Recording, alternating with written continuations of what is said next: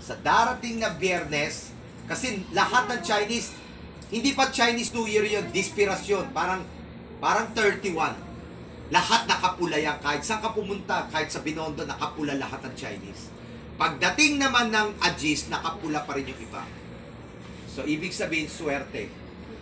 Okay? So, salubungin natin ang taon na nakasuot tayo ng pula at mamigay ng ampaw. Mamigay ng ampaw.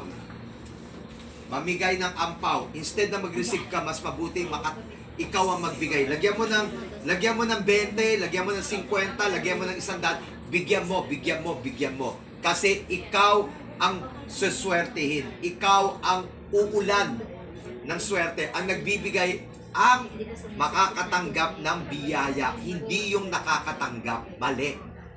Kaya nga ampaw eh. Swerte, ampaw. Kasi pag nagbibigay ka ng ampaw, swerte. Hindi yung ikaw ang nakareceive. Okay? So, kalahati ng taon na 2024, pwedeng mangyari sa'yo June, July, August, September, October, magkakaroon ka na ng problema. Kasi haharap ka sa matinding problema sa taong 2025, Year of the Snake. Kasi taon mo yan.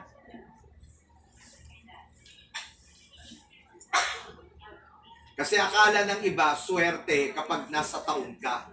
Halimbawa, itong taon nito, karamihan ng lahat ng dragon, na pinanganak na dragon, affected sa Year of the Dragon. Kasi akala ng iba, yehey!